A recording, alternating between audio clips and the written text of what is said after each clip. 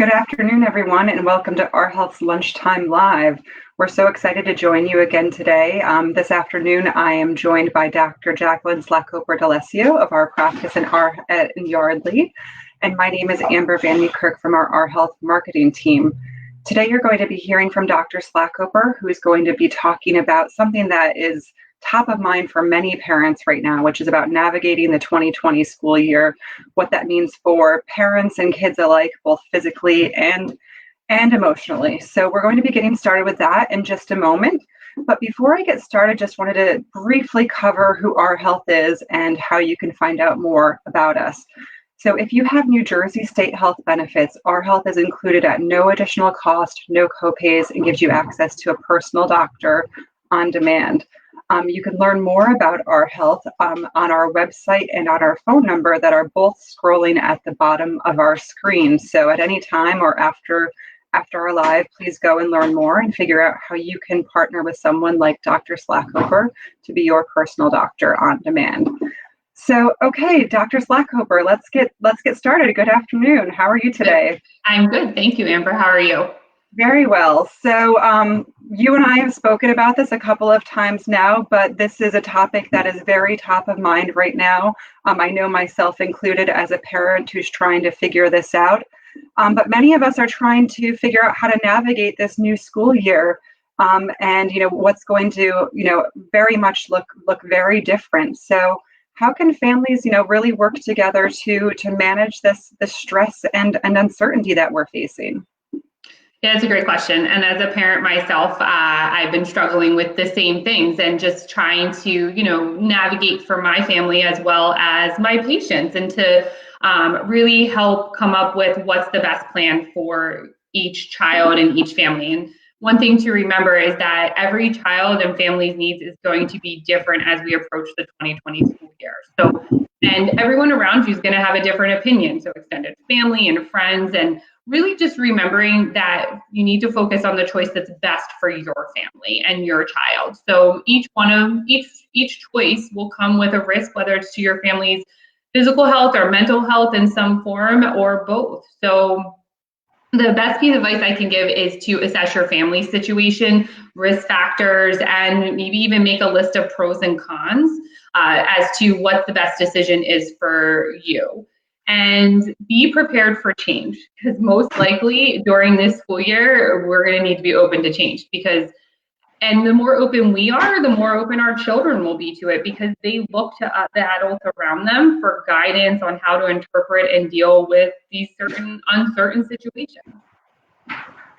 And I mean, just how do we prepare for that? I know I'm very bad myself with uncertainty and the unknown. So how do we do that so that we can model that for our children? Yeah, so I think the best thing to do is to be prepared and really take this time now. Most school districts have made their decision as to what the learning environment or learning environment choices are going to be like, and just going forward and being prepared the best way we can, both for ourselves as the parents and caregivers, and then be able to be prepared for our children. So even if your child's starting in person, whether it's in a hybrid form or it's a full 5 days in person, I think it's going to be best, and I know that I'm doing this as well, plan for them to be virtual at some point in time, whether it's due to the school switching to virtual, due to state mandates, or however the pandemic progresses. Or your child gets sick with even just a common cold. They're going to be out of school for that period of time, and they'll still be able to work and be in that virtual learning environment, which will be nice. And there's also that risk of having to get quarantined due to an exposure. So just being prepared for a virtual learning environment, even if you're not fully starting in that virtual learning environment, will be helpful both for you as a parent and caregiver and for your child. So some things that you can do to prepare for this is to make sure you have a special place where virtual learning is going to occur. So this should be a desk or a table area where a computer or a tablet and all the essentials are going to be able to be easily accessed. You also want to make sure that this area is free from distractors. And if your child's younger and is going to need some assistance with their work, make sure you're taking this into account, especially if you as the parent or caregiver are working from home as well. and make sure you have all the supplies that are needed before the school year starts. So most schools and teachers are providing lists for this. So even if your child, again, is starting in person, you want to make sure you have those items ready for if and when they have to switch to some virtual learning at some point in time. So biggest thing, be prepared. Yeah, that's great advice. It's just prepare for the unknown right now, pretty much, right? Exactly, yes. So I just want to remind people, before we continue, that please, in the drop a comment, say hello to Dr. Slakoper, ask us a question. I've got some questions prepared, but we want to hear from you too. So feel free to jump in and ask away. I know there's lots of questions and ideas circulating right now. So as a primary care physician, really, what are your thoughts on how this new learning environment and how this unknown of this new learning environment can really impact the physical and mental health of both parents and children?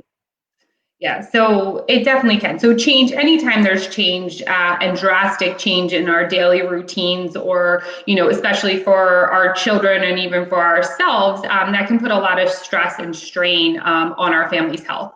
And I think most of us experienced this last spring during that last semester when we were thrown into this at-home learning environment. Fortunately, we're able to prepare now, so hopefully that will help us navigate it a little bit better. But you want to try to keep your mental health in check as the parent and caregiver, so that way we can also, make sure that our children are doing well as well. So I know that at the end of last year, I had to be very aware of my stress levels, because the minute my stress level went up and my frustration went up, my 5-year-old definitely felt it and fed from it. So just being honest with yourself and just being aware of it. And at the end of the day, as parents and caregivers, we are all taking on a new role. And it's important to remember that it's new for all of us, and it's not going to come without some hiccups. And none of us are going to do it perfectly, and that's okay. And our kids aren't going to be perfect at it either. And just being there to support them and letting them know that it's okay if they're struggling a little bit with their new learning environment, and keeping that open communication as to what we can do to help support them and navigate this new journey with them. And also remembering to be active, both ourselves and our children, because it can be a stress reliever for both us and them, and taking that mental break. So, in the in-school learning environment, they're used to recess and gym class and things that they get up to move around and get to de-stress and give the brain a break. So make sure we're taking those brain breaks with them, and encouraging them to get some activity in their day, whether it's running around outside, taking a walk. You have a younger kid or even older kid, a dance party. Those are good ways to just kind of, get some stress relieving in, and also give the brain a break away from the screen. Yeah, it's hard for any of us to sit in front of a computer for 7 to 8 hours a day. And, when you apply that to a child, we really need to think about different ways to handle that. Mm-hmm. Exactly. Yeah. So, Dr. Slakoper, what are some other strategies that you would recommend, sort of to ease kids back into this? It sort of, as you mentioned, happened suddenly in the spring. This time we can plan a little bit more. So what should we be thinking about right now? So one thing to remember, again, as a parent and a caregiver, and this goes beyond just even right now in this situation, is that, our kids feel our frustration and our anger and our uncertainty. So trying to keep that as in between us and the other adults around us, rather than letting our kids feel that. So even if you're angry or frustrated with what your school district or your school's decisions have been, don't impart those feelings onto your children. Most likely there's some part of your school's plan that you do not like, but try to keep that to yourself. And because we want our children to go into this school year with as much positivity as we can. There's been a lot of negativity going on in our world over the last couple of months. So let's make school a positive thing and keep a positive attitude about it, because they'll feed off of that. And if we're negative about it, they're going to feel negative about it. So find the positives and help your child find those positives too. And also just keeping in check with your child. So if your child is able to return to school for part of the school week, it's important to keep in mind that even though some might be excited to return to the classroom for that structure and their friends and the normalcy, others might be fearful of that return. So some kids might be scared about that and having to, getting that closeness with their peers again, and that fear of they could get sick or they could bring something home to their family. So just read your child and make sure that you help alleviate those fears and help talk to them about that. And that just, talk to your child, ask open-ended questions. Sometimes it's the best way to kind of feel out where your child is and what they're thinking. So just ask them, like, do you have any questions about going back to school in the fall? Or how are you feeling about this? And, some might not have any feelings about it and they might be perfectly fine. And others might have some fears and worries. And, you can address them by asking them those questions. And another thing to do is just, knowing what to expect. So once you know what your school's plan is, tell your child and outline it with them, what their day is going to look like, whether they're going in person, whether they're, learning from home, and just trying to talk to them about all of those, like what's planned and what the school day is going to look like will help alleviate their fears as well as yours. And then also talking about safety measures that might be in place if they are in school for part of the time, like wearing masks and shields and having to practice social distancing. Because for some of our kids, this might be new. They could have been home for a lot of this time, and now they're going out into an open environment and they're going to have to deal with wearing the mask and the shield and things like that. So just talking to your child is probably my best piece of advice. And not only just going back into that open environment, but also the school that they left in March is probably going to look very different. So, how do we prepare them for that too? Yeah, so just, again, knowing as much information as you can get from the school and from their teacher as what their classroom environment's going to look like. What's the virtual environment going to look like?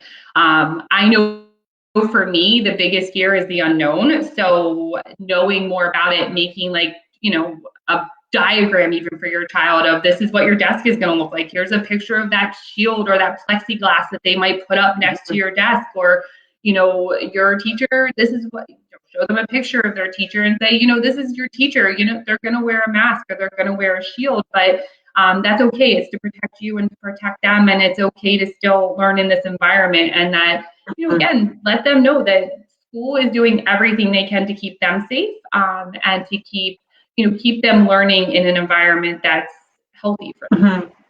Yeah. And so, another question is, as we talked about in the beginning, that many kids are going to go back probably starting virtually. So, they might still be missing out on that socialization and feeling, a little bit less connected to their classroom and a little bit less connected to their teachers and peers. So what can we do to support that, to make that a better experience? Yeah, you're right. So our children are social beings, and part of their schooling is centered around interactions with their peers and working with others. And unfortunately, no matter if our children are going back in an in-person setting or doing a virtual school, it's going to be different for them. They're not going to have that same interaction. So it is important to help keep them connected to their peers and trying to figure out ways that you're able to do this. So if your child's doing virtual learning, I would highly recommend, if there's live streaming sessions, make sure they attend the live streaming sessions. They'll feel part of the whole in that respect. They'll get that, instant connection with their teacher that they're not going to get if they're not in the classroom. So hopefully a lot of schools are doing some virtual streaming, and I would definitely encourage you to try to get your child to be able to participate in that live streaming. For our younger kids, maybe, if they're, hopefully some will do some live streaming for them as well, but virtual play dates to connect with their friends outside of the classroom. I've become quite a fan of virtual play dates. Didn't think they were going to be a hit with my 5-year-old, but she knows how to play Barbies and play kitchen with her best friends via Zoom. So it's really interesting to see them connect in that way. But That's a great thing for younger kids, and for our older children, encourage them to virtually connect with others. This might mean a little bit more screen time, but let them have that social interaction with their friends. But make sure it's a safe environment. And then also, maybe even try to participate in some socially distant activities, such as, maybe, like a drive by, as far as, meeting each other and outside in the driveway and keeping that social distance, but being able to see their peers in person in a controlled environment might go a long way in helping them with those social interactions. Yeah, those are great tips. Many of us are constantly on the lookout for symptoms of coronavirus, and I think this is going to become even more on our radar as parents, as kids do start re-entering classrooms more, when we get past virtual and into hybrid, or into fully back at school. So how do we manage that without instilling fear in our kids when we are sort of on them more to check for symptoms, assess that, etc.? Because I feel like there's a balance there of physical health, but also mental health and fear. Yeah, you're right. So again, our kids feed off of what our fears are. So you're right. We're going to be more heightened to every cough, sneeze, sore throat. I know I check my daughter's temperature like crazy. And so we're going to be a little bit more heightened to it. But and that's good. We want to keep their physical health in check, because we want to keep them safe, and we want to keep those around them safe as well, and do our part. But, just don't, I guess, depending on your child, and your child, you'll know your child if they're a little bit more sensitive to it. Don't harp on symptoms, but also just be aware of them. And it's really hard. It's a very hard balance to do. And there's no right answer to it, but just keeping it in mind that we want to balance the physical health and the mental health, and watching for signs of mental health stress as well. So in our younger kids, this could be, emotional, like, dysregulation, where they are, they're struggling with their emotions. They're happy, and then they're sad, and they're crying for no reason, or they're getting frustrated with something that they normally don't get frustrated with, or showing a little bit more anger and frustration towards things. They might push back with some stuff, or not be able to sleep well. Those are all signs that maybe something's going on in the mental health aspect as well, and being able to address that for our older kids. And how do we address that, Dr. Slakoper? I mean, what do we do when we're starting to see those things pop up? Yeah, so first is talking to your child, and then trying to figure out what's causing it. What is stressing them? What is worrying them? And being able to address it from there. Whether you reach out academically to the teacher or to the school administrator, as far as maybe they're struggling with the computer, or struggling with getting their classwork done, or understanding a concept. Maybe they're struggling with the way that us as parents and caregivers are presenting it, or how their schedule is. Maybe they're not getting enough brain breaks. So, just trying to be really in tune with our children, just like we did when they were babies and they couldn't talk to us. We be in tune to what they're doing and what their needs are. So same thing, just kind of reading them, and really just being very aware of, don't just harp on the physical aspects of things, but also the mental aspects of things. And they can present themselves in physical ways. And for our older kids, remember, they could struggle with attention, and they're going to be the ones that are going to be spending a lot of time on the screen, because they're going to have intense academics going on. So just making sure that they're able to concentrate, that there aren't any distractors, that we're giving them the most supportive environment that we can. And if they, we need help with the mental or even physical aspect of things, reach out to your primary care provider. So at Our Health, we're really accessible as far as with Spruce, and just sending us a message and saying, okay, my child's struggling with this, or I, as the parent and caregiver, are struggling with this. What can I do? What are my options? And sometimes just talking it through with somebody helps us a lot. Mhm. And are you starting to hear these types of questions from, from your patients, and how are you, supporting them with those questions? Yeah, so definitely starting to get some questions from patients and concerns about their children and how adjusting to this. And really, every situation is different, and just coming up with ways to help ease any anxieties or fears, or making the best decision. I have, some families that have some chronic illnesses in the family, or that a parent is immunocompromised, and how do we balance that? How do I balance my 5-year-old's mental health with my immunocompromised state? Like, and just trying to figure out ways that we can support both mental and physical health in both the child and the parent and caregiver, because it's a strain on both. Hmm. And what do you think, if you just had sort of the top three things that you want parents to know as we're thinking about, going back, what comes to mind? So one, which I said a couple of times, is reading your child and communicating with your Hmm. child. So coming up with ways to really engage your child. And this can be hard in both the younger kids. I mean, sometimes it's a struggle to get my 5-year-old to tell me how she's feeling about things, or even our teenagers who just don't want to open up or feel like they don't want to burden the family anymore, because everybody has a lot going on. So interestingly, I was just reading an article the other day, and they talked about this game called Feelings Jenga. So Okay. it's just like the Jenga game, and so you can take the Jenga blocks, and on them write down a question on each block, like a different question or an emotion or a feeling.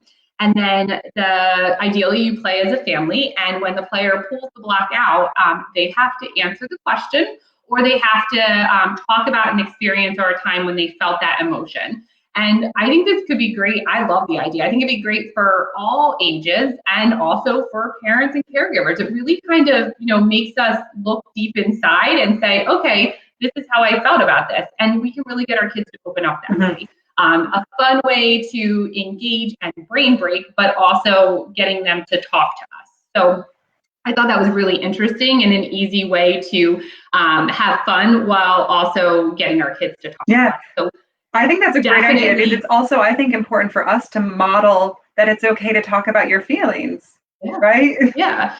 And that it's okay to struggle, and it's okay not to be perfect. And that, us as parents and caregivers, we have ups and downs during the day too, but we're okay, and we're going to be here and support each other. So I love that game. So I think that, I think it's a great idea, and I think I'll probably definitely be instituting it in my house, not just for my daughter's benefit, but for mine and my husband's. I think it sounds like a great idea. Yeah.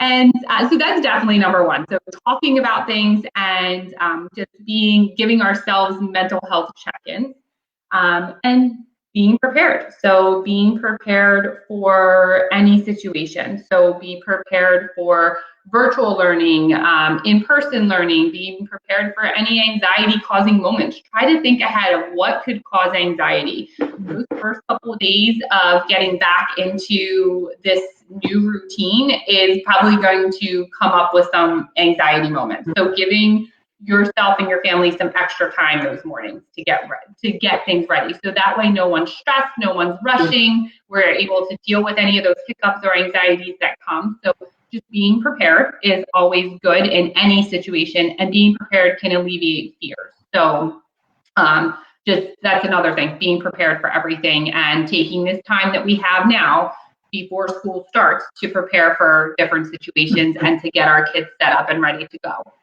And I guess another thing would be to make sure that we are all taking brain breaks, both for parents working from home as well as our kids that are virtually learning from home. Take those breaks, because it's so easy just to forget about that at school, or even when we're at work. We're used to getting up and walking to the bathroom or talking to our coworkers. And then when we're sitting at home, we don't get that as much. And same with our kids. They're used to, when they're in the school setting, they're used to walking to the lunchroom or going out for recess or going to gym class or art class. And, moving around and getting that brain break. And it's just important to remember to take those breaks, both for them and for us, and finding what works well for your child and your family for them. Mm-hmm. Great tips. We did have a question come in, and this is something that I know is sort of a topic of conversation in my family right now too, which is kids are spending so much time in front of a screen, yet we're also many parents working from home and relying on technology more to entertain them too in some ways. So how do we sort of find that right balance of screen time with both downtime and virtual learning? So that's a great question, and one that I struggle with as well. So it's no matter what in this experience, our screen time has gone up, and I think that as parents, it's easy to beat ourselves up about that, but also to be realistic and say, all right, well, this is how it has to be for right now. Learning is going to take place on a screen, so a majority of the day is going to be on there. And yeah, it's true. Our kids they learn from their iPads and tablets. Everything is computerized. So just being aware of it, I think, is number one. And again, just finding that balance. A lot of things in life I find is always about finding balance and finding the balance that works for you. Don't let them spend all day on the tablet or the computer. Make sure that they are engaging in non-screen time activities. And this might require us thinking a little bit outside of the box, like feeling Jenga or playing board games as a family, or letting them go outside and run around. Maybe now we're going to take walks as a family that we didn't do that before. Just really encouraging them to find other ways to outlet and de-stress, and it's good for us too. Here's another question, and I apologize if anyone is hearing my dog in the background. I do apologize. Again, we're all working remotely right now. You mentioned being prepared to help with stress. If my child and I are both home, how can I be flexible without getting frustrated? So that's a hard one, and it's going to look different for every family, and everyone's working from home responsibilities is a little bit different. But just making sure that we are communicating with our children and ourselves and taking breaks ourselves. I think that's a biggest thing as a parent. I forget, as even just being a working mom, I forget to do that I need to take time for myself too. So I think it just comes even into more play if our children are at home all the time and that they are, you're working from home, they're doing school from home, just making sure you both take breaks and, support each other. So, a spouse or another family member, just trying to find ways to, brain break and do stress relieving. It's like 5 minutes of stress relief can really help with our frustration and our stress levels. Great advice. So, Dr. Slakoper, I really want to thank you for all the great tips that you shared with us today. We really appreciate everyone joining us. Again, if you have questions or want to learn more about our health, visit us at our website or the phone number that are below. And we hope everyone has a fabulous afternoon. Thanks again, Dr. Slakoper. Thank you.